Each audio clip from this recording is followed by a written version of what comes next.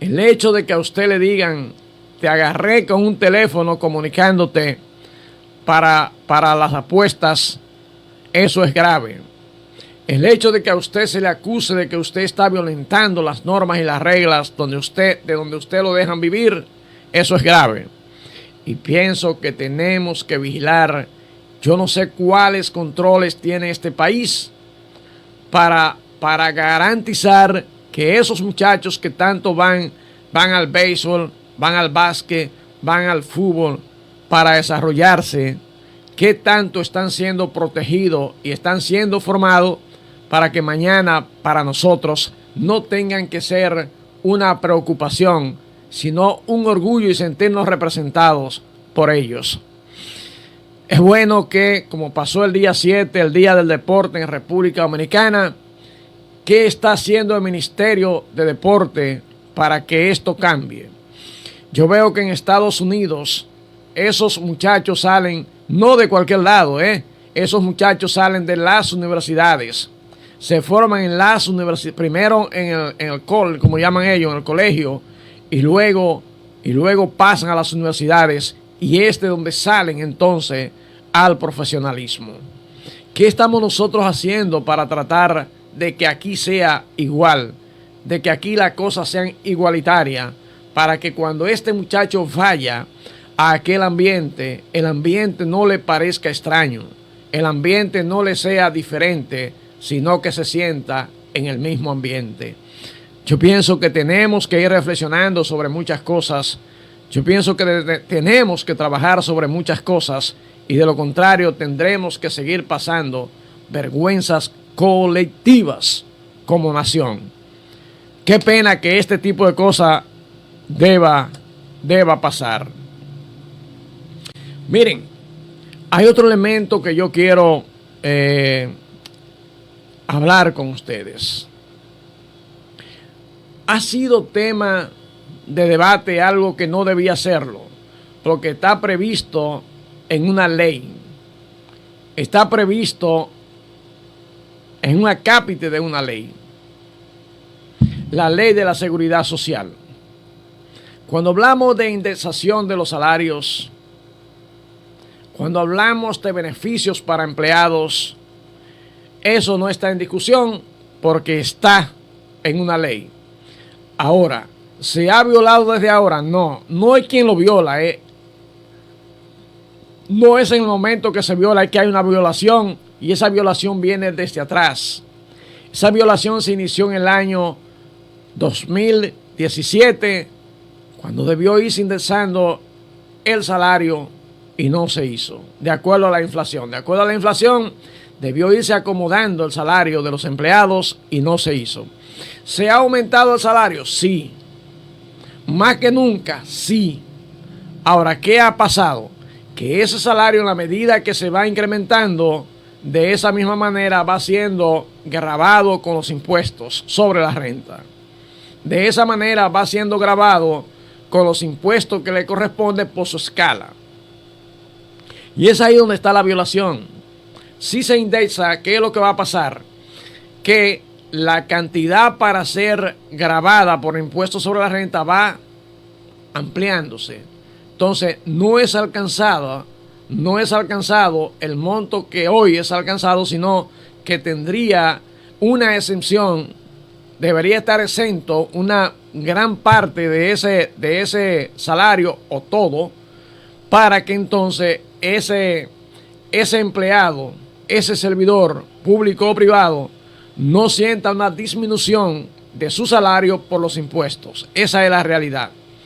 Ahora bien, cuando hablamos de que hay 18,000 millones de pesos detrás de esta cosa, que los empleados en República Dominicana pagan 18,000 millones de pesos que van al presupuesto nacional, que van a la ejecutoria del presupuesto nacional.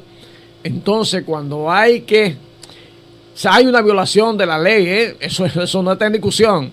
Ahora, cuando voy a reparar esa violación, ¿qué debo hacer? Debo buscar la fuente, no importa de dónde, pero buscar la fuente o proponer la fuente de dónde se debe sacar esos 18 mil millones de pesos que pasarían a ser un beneficio para esos empleados que lo están pagando. Y no solo para los que sobrepasan los 30 y pico, debería llegar a 50, creo que a 52 mil pesos exento, porque también va a beneficiar en escala a los que ganan hasta ese salario o más. ¿Por qué? Porque va entonces a tener que aplicar la escala. ¿Dónde está la situación? Que usted va a sacar del salario, o va a sacar del presupuesto, de la ejecución del presupuesto nacional, 18 mil millones de pesos. Ahora, cuando usted le entrega más dinero al empleado, este tiene mayor capacidad de compra. No he escuchado a nadie decir eso, Yo me voy a atrever a decirlo, porque el problema no es ser populista. La comunicación no es ser populista. La comunicación es usted expresar lo que usted entiende y lo que usted entiende que es correcto. Y para mí como contador entiendo que cuando usted le da, y maestrado en administración de empresa, entiendo que cuando usted le da más recursos a una persona tiene mayor capacidad de compra. Que cuando usted tenga mayor capacidad de compra va a presionar el mercado. Y el mercado, oferta y demanda, ¿qué va a pasar? Va a venir una inflación más de la que hay. Y se le va el poco dinero que usted obtuvo, 3 mil y pico de pesos creo, que usted obtuvo en la eliminación de ese impuesto por indexación. Pero esa inflación no solo lo va a golpear a usted que es empleado. Esa inflación también va a golpear a aquel que vive de la informalidad. Aquel que diario sale a buscar con qué comer cada día. Aquel que probablemente no está empleado y que vive arañando, como diría mi mamá, en vida. Entonces, esa indexación, el problema no es solo dónde buscar los 18 mil millones de pesos, no. El problema está cómo controlamos que ese dinero adicional en manos de la gente no golpee a la sociedad en general con una inflación máxima, aquellos que de nada se van a beneficiar de la indexación porque o son desempleados o son trabajadores informales que viven buscando cómo ganarse el pan para vivir cada día. Cada cosa que nosotros proponemos como sociedad, cada cosa que propone un político, hay que buscarle el trasfondo. Porque cuando una cuestión justa y legal se convierte en populismo, entonces le hace daño a todos, Yo pienso que una cuestión tan justa como esa no debe convertirse en populismo. Hay que buscar de dónde van a salir los recursos, aunque la ley manda que se haga. Hay que ver de dónde se buscan esos recursos, y es verdad, pero también hay que ver de qué manera se busca que no haya una escalada inflacionaria que golpee a ese que recibió los 3 mil y pico de pesos, pero también a aquel que no recibe nada y otro que recibe muy poco para poder sobrevivir con su familia. Yo reitero, cuidado cuando una medida que puede ser justa y legal se convierte en populismo. Busquemos la manera de que esto se normalice, busquemos la fuente donde deben salir los recursos sin que afecte también a aquellos que reciben algún beneficio porque justamente no ganan con qué vivir. Yo pienso que cuidado con eso. Mire, a propósito de buscar para socorrer a aquellos que no pueden, que no tienen, el gobierno ha dicho que ha destinado 12 mil millones de pesos para enfrentar los daños que dejó Melissa en su paso por República Dominicana. Y es lo que decía en días pasados. Yo no creo que si se planifica, yo no creo que si vamos asistiendo socialmente como manda la Constitución a quienes son dueños de todos los recursos de la República Dominicana, que es el pueblo, haya que llegar a esos extremos en un momento determinado. Si se va previendo, si se va haciendo un plan social de vivienda, con relación a que la gente que vive en Cañada hay que sacarlos de ahí. Hay que hacer un plan de ciudad hacia arriba para aprovechar el espacio y entonces educar a la gente cómo se vive en esos lugares. Hacer parques ecológicos en esas riberas de los ríos y cañadas donde ellos viven, pero también educar a la gente cómo lidiar con la basura para que cuando llueve la sociedad no sea golpeada cuando se entaponan las cañadas, cuando se entaponan los invernales, cuando se entapona la correntía por donde debe pasar el agua, y entonces eso es lo que causa que nos inundemos.